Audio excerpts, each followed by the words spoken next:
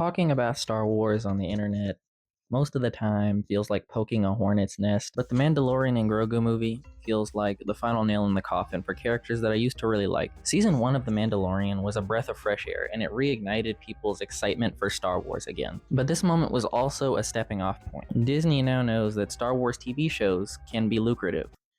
And you know what that means? Money! So then Mandalorian Season 2 drops, and again, people loved it. And by people, I mean me.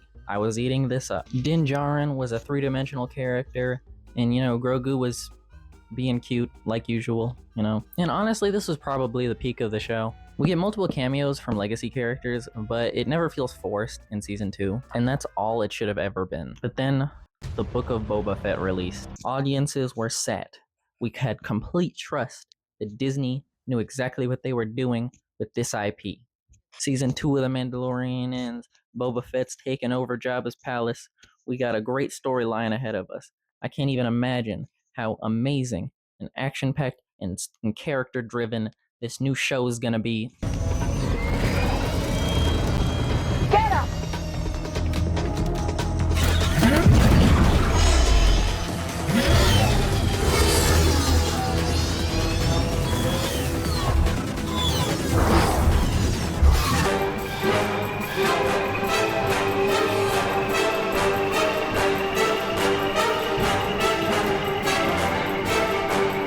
When I first watched it, I was watching it through those rose-colored glasses of Mandalorian Season 2, and I didn't mind it. But now, I understand what this show was. It was the beginning of the end. As we grapple with one of the most difficult periods in modern history, it's clear that we need great storytelling and the joy of entertainment more than ever before. Today, I'm excited to share with you that John and Dave are concurrently developing two new spin-off series exclusively for Disney+. One, The Rangers of the New Republic, and the other featuring fan favorite, Ahsoka Tano. Set within the timeline of The Mandalorian, these interconnected shows, along with future stories, will excite new audiences, embrace our most passionate fans, and will culminate in a climactic story event. So that was a fucking lie. Building on the legacy of the Clone Wars, our new animated series, The Bad Batch, Rogue Squadron. This story will introduce a new generation of starfighter pilots as they earn their wings and risk their lives in a boundary-pushing, high-speed thrill ride. The legend of Rogue Squadron has been long beloved by Star Wars fans and will move us into a future era of the galaxy. Rogue Squadron will be released in theaters Christmas of 2023. The Acolyte is a mystery thriller that will take us into a galaxy of shadowy secrets and emerging dark side powers in the final days of the High Republic era, a droid story. This epic journey will introduce us to a new hero guided by our most iconic duo, R2-D2 and C-3PO. Disney saw that we liked Star Wars shows and saw that the season with a bunch of cameos in it was far more profitable than the last one. What could possibly go wrong? So they decided, hey, what if we just make a show, but the show is cameos? Open your hands up, son. That's a little version of me, Alan. I want you to have it. I don't really want this. I don't know why they thought a fan favorite character like Boba Fett could not carry a show on his own, but he genuinely feels so lame in this show. Like, I'm not gonna say he was the coolest in the original trilogy. He says like nothing and then dies. They decided to go all in on the novelty of nostalgia. The Book of Boba Fett is a crime. I don't think I could have written a worse season of this show if I actually tried really hard. Boba Fett goes on some side quests for a couple episodes. Doesn't really do anything cool though. And then out of nowhere, there's an episode of The Mandalorian, and it completely reminds you why you started watching these shows in the first place. But only for a second, because there's still things wrong with Mando's storyline in this show as well. Just because Mando is the best part of this show doesn't mean I like everything that happened in his storyline. I'll get to that in a second. Because unfortunately, The Mandalorian and Grogu will now be in the entire rest of the show. And that's why I have to bring up this show specifically when I'm talking about Mando and Grogu. I don't even want to talk about Ahsoka, though I might eventually. It's really bad. It's not worse than this, but it's still an absolute mess. The point is, there's a defining decision that takes place here. It's a bad decision, by the way, and it's way before any of the actual really bad stuff like Kenobi even happened yet. At the end of Mandalorian Season 2, Grogu is found by Luke Skywalker, and he takes him in as his first Padawan. All right, single file line. Everybody get in line. We have to thank our heroes. Oh my god, what happened to him? This whole time we was getting saved by some lame-ass looking niggas? I mean, technically Leia was his first Padawan, but she quit, so that doesn't count. But then so did Grogu. I don't think this guy's good at his job. You think it would be interesting following Luke, training his first Padawan since becoming a Jedi Master. Like, an actual first Padawan. Like, this is a kid. I mean, it's a 50-year-old kid. It's really weird. Star Wars is weird. But no, Luke Skywalker makes being a Jedi look so lame that Grogu decides he would much rather be a Force-wielding bounty hunter.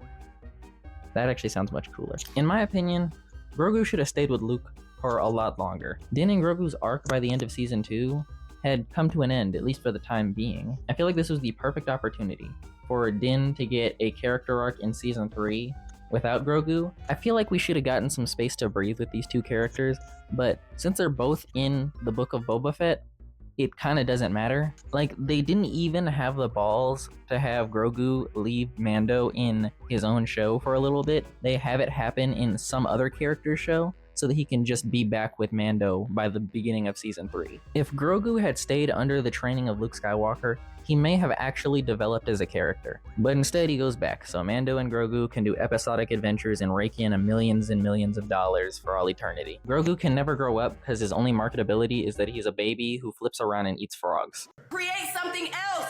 Come up with a new storyline! Why? When I have you? Come on! And you could say that he gets a character arc in the movie, but it's such a nothing burger. He learns how to build a Yoda hut, because that's all he is to these executives. He's Yoda, but he's small. He meditates in the forest for a while. It was really cute, but nothing happened. Like, is it supposed to show that he's matured or something?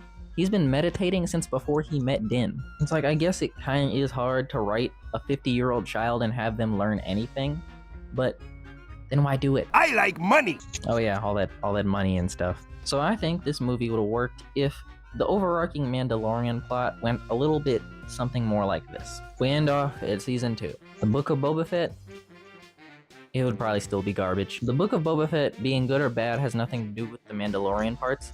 The Mandalorian parts are fine, but I absolutely hate everything they do with Luke Skywalker's training of Grogu. So I think we get almost no Mandalorian Book of Boba Fett. How does that sound? How about we get Boba Fett in the Boba Fett show? So Mando can still get a smaller cameo in the finale only.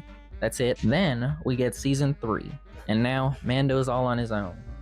I mean, kinda. Bo-Katan's there too. I actually really like elements of this rebuilding Mandalore season with Bo-Katan, except Grogu's there the whole time and serves zero purpose except to look cute and sell toys and eat frogs. You have done that bitch for too many times too long.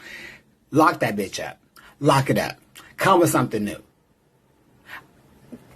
Do something fucking different. I would need to watch this season again though, because it's so bad. I watched it in like 2 halves through a month stretch because me and my family were watching the whole thing week by week. And then after that Jack Black and Lizzo episode, we all just kind of stopped asking each other about it. And then a couple months later, we went back and finished it. And then after we get this hypothetical Season 3 without Grogu, we can get the movie. Except this time, it's called...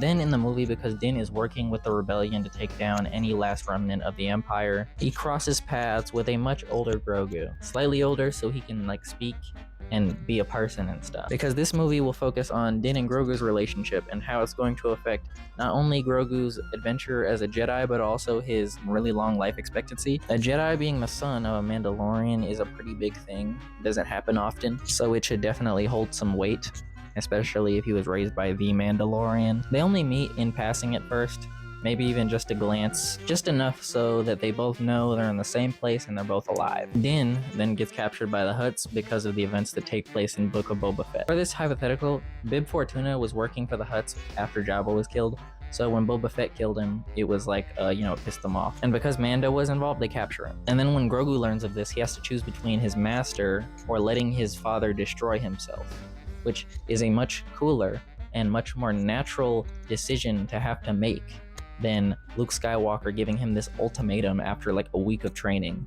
Only a Sith deals in absolutes. Maybe even Luke finds more Force sensitives, so now Grogu is lost in the crowd and doesn't get that individual training he needs. Luke's responsibilities are huge, so this does make sense. While Din is captured by the Hutts, he is sent to their underground fighting ring with a bunch of CGI monsters, except for one. Who sits in the cage across from him? But Rada the Hutt. He speaks with Rada, and Rada ends up telling him that all these monsters are actually pretty cool guys that are sentient beings. They're just really big and ugly. Trust me, this is important. Honestly, most of the movie, Rada is going to stay relatively the same. And now his life's a little bit harder, so it makes more sense why he'd be harping about being the son of Jabba the Hutt. Also, to me, that shtick being like his only thing is pretty funny. The main thing that Rada is here to tell Mando is that Jabba always sent Rada away, to keep him safe. But all he really wanted was a dad. He tells Mando this for character arc reasons. So Rada assists him in an escape along with the rest of the CGI monsters, while Grogu runs off from Luke to go get assistance from the New Republic to save Mando. After asking the council, they decline. But fortunately, someone overheard him, and he has a ship. It's Zeb, baby. He's still in the movie. For no reason. Zeb and Grogu sneak into Jabba's palace, only to find that Mando and Rada are already on an escape plan. But now they have a ship. So with their powers combined with Grogu's force powers and Din's want of violence, they get out of there safe and sound. Except for Rada. He stays back with the sentient monsters and becomes the leader of the Hutt Empire. Or he can die or something. I just like Rada. And when Grogu gets back, Luke tells him to stay with Mando. And he probably says something like, "I didn't have a father to show me the way, but clearly you do." I don't know, I can't write this guy. But obviously neither can Disney, except for that one time. So then they hop in their ship and, they hit the hyperdrive and the Star Wars music hit. But then we get a post-credit scene after like the picture credits, not like the actual credit. Din and Grogu are resting on their homestead in Navarro when a light comes out of the sky. It's not Embo. More bounty hunters. Din sees them on their way and runs back into the house and locks their armored door. While the bounty hunters are planting explosives on the door, we get a cut to what Din and Grogu are doing inside, and they're suiting up. Then we cut back to the bounty hunters, and they blast the door open, and when it hits the ground, we see the Mandalorian and Grogu has a lightsaber now, and he ignites it, and then the movie's actually over. And that's it. I mean, this is also probably pretty bad. It's basically just fan fiction. But I try not to change the movie too enormously. I kept the characters the same because it's not the characters that make this movie so nothing. It's the nothing writing. Unlike the actual movie, I wanted the things that I rewrote to actually have some weight. Like impact the story and the characters. But I'd love to hear what you guys think. All of you out there. If you like this video, subscribe, and maybe I'll talk about that other show. That other horrible show. And if you want some good Star Wars, in the live action department, it's really only Andor and Mando. But all the animated media they were putting out around the same time is actually really good, in my opinion. Tales of the Jedi, The Bad Batch, even the Darth Maul show they put out recently isn't a complete waste of time. If you didn't like this video, it's probably because you like the movie. And I mean, if you see the flaws, sure, enjoy it. But you have to understand, if you actually think this was a good story worth telling, you probably would have liked anything. So for you, I highly recommend Ahsoka and Kenobi. You'll probably think they're great. Young man, are you listening to me? I said, young man, where do you wanna be? I said, young man, here are all tattooing, but you got to know this one thing later.